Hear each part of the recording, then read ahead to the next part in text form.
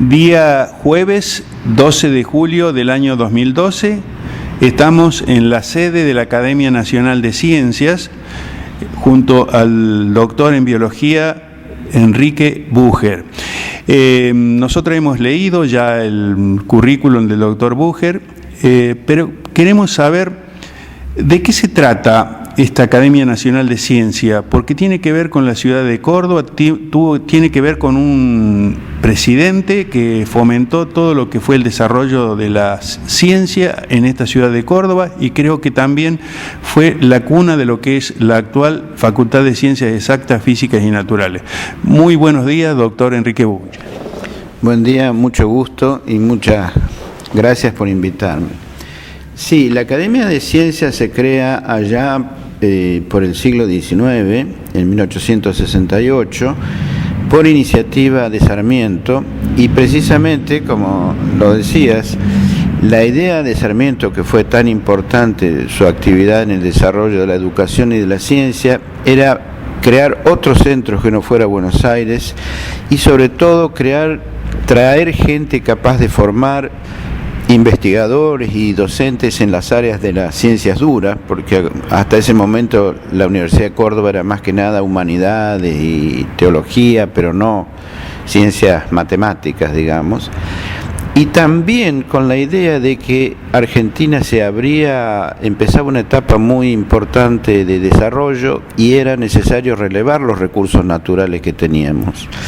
Es así que los primeros integrantes de la Academia de Ciencias son extranjeros, todos traídos por el doctor Germán Burmeister, que estaba en Buenos Aires, pero Sarmiento le encargó a él que creara esta academia, y entre ellos vinieron geólogos, biólogos, físicos, que hicieron una enorme tarea de prospección de la Argentina. Ya para fines del siglo XIX, a comienzos del siglo XX, teníamos unos mapas geológicos de Argentina, sobre todo del oeste, que ahora que se vuelven a revisar con imágenes satelitarias y demás, demuestran tener una exactitud realmente impresionante.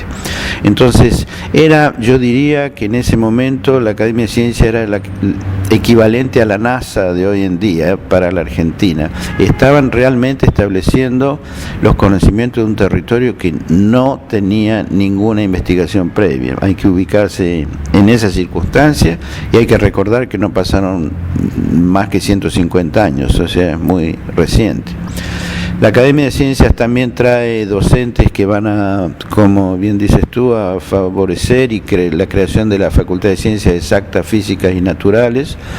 Y por la Academia pasan personas como Florentino Ameghino, por ejemplo, que no se sabe mucho de que en realidad fue docente y estuvo trabajando en la Academia por varios años.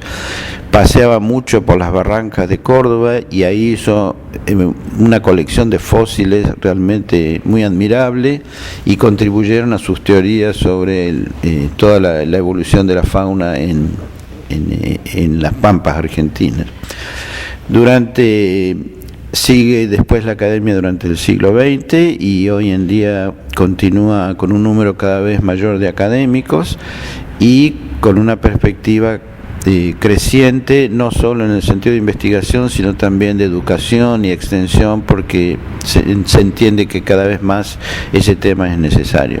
Pero recuerdo que es prácticamente la primera Academia de Ciencias de Argentina y una que ha conseguido una trayectoria que la ha hecho conocida en el mundo entero.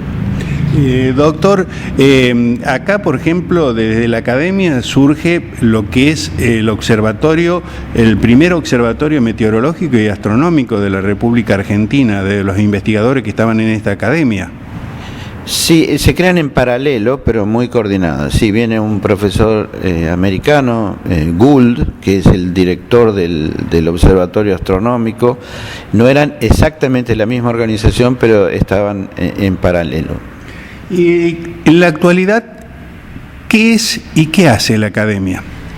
Bueno, la Academia tiene una función, digamos así, académica, que es de reunir a las personalidades más importantes de la ciencia y por invitación pasan a ser miembros de la Academia. Es decir, son elegidos después de una evaluación muy rigurosa y son elegidos por invitación de otros académicos, es decir, la persona no puede postular a ser académica, sino que es invitada a ser académico.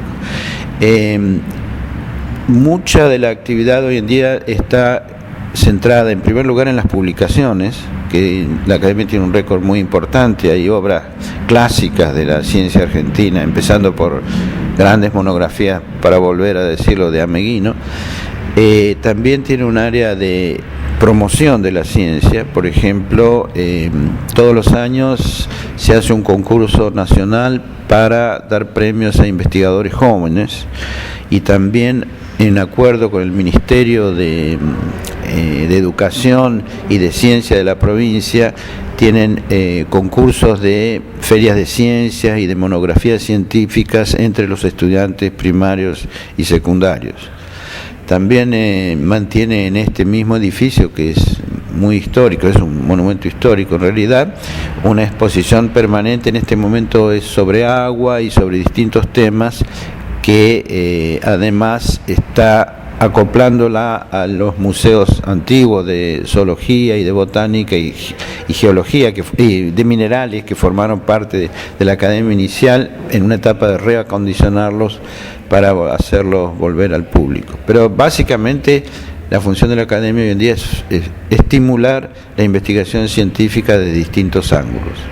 ¿Y usted, doctor, dentro de qué área de las ciencias está como representante acá en esta academia? En el área de biología, y dentro de biología de ciencias ambientales, digamos. Recién cuando recorríamos la academia hemos visto unos estantes muy altos, como muchísimos volúmenes de libros, ¿no? Todo ese patrimonio, porque es un patrimonio valiosísimo, los volúmenes de esos libros, ¿desde qué año están colocados en esos estantes y de qué temas se tratan? Eso es muy interesante. Cuando la academia empezó a hacer sus publicaciones, en ese momento, y todavía se mantiene esa tradición, las academias de todo el mundo intercambiaban sus publicaciones. Entonces, la nuestra enviaba a la Academia de San Petersburgo en Rusia, a Alemania, a Estados Unidos, y desde esas instituciones enviaban en canje sus propias publicaciones. De manera que aquí están acumuladas series que van desde 1880 en adelante, y desde muy distintas materias, algunos libros clásicos, incluso Darwin fue invitado a ser miembro de la academia, él aceptó y envió el libro de él firmado, y está aquí guardado entre los libros más viejos y más valiosos. Pero sí, es una colección antigua, enorme y muy importante. ¿Qué relación tiene la Academia Nacional de Ciencia con la Universidad Nacional de Córdoba? Son independientes en realidad. Por ejemplo, y es una historia un poco interesante para los arquitectos, el edificio original es de la Academia de Ciencias, y allí se permitía a la universidad que se dieran clases. Después, en los años 30, la universidad, a través de la Facultad de Ciencias Exactas, Física y Naturales, pero sobre todo el sector de Ingeniería, construyó un nuevo edificio en la esquina de Vélez Sarsfield y Duarte y Quirós, que es ese edificio mayor. Y en ese momento se destruyó parte del edificio original para ampliarlo. Fue un gran error arquitectónico, porque este edificio es muy bonito. Y en la actualidad la academia y la universidad trabajan en conjunto en restaurarlo, y se puede ver que se ha mejorado mucho, no solo empezando por el frente, que ha sido pintado y que durante muchos años estaba en muy mala condición. No hay que olvidar que este edificio está en la manzana histórica, en la manzana jesuítica, y la aspiración de la academia es que algún día los turistas puedan recorrer no solo las iglesias, sino también el otro componente interesante de la manzana histórica, que es el nacimiento de la ciencia en Córdoba. Doctor, yo recuerdo cuando estudiaba ingeniería en la planta alta, en el primer piso de lo que es la sede de la academia, estaban los tableros donde hacíamos los trabajos de dibujo técnico. En este momento no sé qué hay ahí en el primer piso. Sí, son los pedazos de historia que uno va recordando como estudiante. En este momento eso ha vuelto a los museos de geología y paleontología. Y toda esa área ahora está ocupada por la sección de paleontología, donde se acomodaron las colecciones que hicieron los académicos del siglo XIX y que estaban guardadas por cualquier lugar o tiradas prácticamente en algunos casos, y ahora se está reconstruyendo todo eso. O sea, no es más, el área de dibujo pasó a la ciudad universitaria. Digamos, para que la gente entienda lo que es la Academia Nacional de Córdoba, de Ciencias de Córdoba, ¿qué ramas de la ciencia están representadas acá en esta academia? En esta academia están todo lo que serían las ciencias exactas y naturales, básicamente todo lo que sea astronomía, todo lo que sea física, todo lo que sea biología en todas sus ramas, siempre que sea, digamos así, no vinculada a la medicina o al ser humano, sino las ciencias naturales, zoología, botánica, embriología, genética, etcétera, y también el área de la geología y la paleontología. Esas son las disciplinas básicas de la academia por reglamento, digamos, porque nosotros proponemos todo lo que sea, apuntar a todo lo que sea la educación, y creo que conocer sobre esto, sobre este lugar que no solamente es histórico, sino que fue un faro que iluminó desde Córdoba a todo lo que fue y son las ciencias, aquellas escuelas o aquellos institutos donde se imparte educación que quieran conocer algo más de la academia, ¿pueden acceder a la academia para tomar contacto, ver lo que es? Sí, sin duda. En realidad hay una política activa de que los chicos vengan y visiten la academia, y podemos ver después, les voy a mostrar un área donde hay juegos científicos para los niños que vienen acá. O sea, hay dos elementos que han crecido mucho en la academia últimamente. Uno es todo lo que sea la educación, los premios. Hay para los chicos de las escuelas, todos los años se hace un premio sobre alguna personalidad científica y tiene una gran participación de todos los colegios de la provincia prácticamente, y también se ha rehabilitado la biblioteca para que tenga muchas horas de estar disponible. Antes tenía un horario más reducido y se la ha reconstruido, de manera que es un lugar que está siendo cada vez más visitado por estudiantes, investigadores, donde pueden encontrar material sobre todo histórico que no está accesible en otros lugares. Doctor, ¿qué otras cosas nos podría contar de lo que es esta academia? Bueno, es interesante porque la llegada de la ciencia a Córdoba, como anécdota, no fue fácil. Córdoba era una ciudad muy conservadora y en algunos momentos, y en esa época, hubo hasta resistencia activa en contra de que la academia viniera a Córdoba. Y en esa época fue Sarmiento el que impulsó, y cabeza dura como era, se plantó y dijo que la Argentina del interior necesitaba la ciencia porque si no, no iba a poder avanzar. Después de eso las cosas fueron más fáciles, pero siempre al principio hubo esa lucha por imponer una nueva manera de ver y de pensar el mundo, ¿no? Creo que don Domingo Faustino Sarmiento es un personaje para algunos controvertido de la historia, pero hace poco nosotros estuvimos también en la ciudad de Paraná y observar la Escuela Normal de Paraná, que fue también un lugar donde se crearon se formaron los educadores de la República Argentina. Indica todo el interés que tuvo el presidente Sarmiento en hacer un cambio en, lo que venía ocurriendo en la Argentina, ¿no? Eso de civilización y barbarie. Bueno, para muchos esa civilización y barbarie lo analizan de distintas maneras, pero de todos modos creo que tenemos que reconocer que Sarmiento fue un visionario en cuanto a la proyección de lo que hizo, ¿no? También, por ejemplo, acá ver lo que es el Colegio Carbón. Nosotros hemos tenido acceso a los laboratorios de química y realmente llama muchísimo la atención la cantidad de material que hoy creo que ninguno de los colegios de nivel medio tenía, ¿no? Ver que existían hasta tubos de rayos catódicos. Creo que fue toda una época de la Argentina en donde se apuntó a la investigación. Qué lástima, ¿no? Que uno a veces observa que en la actualidad la ciencia a veces está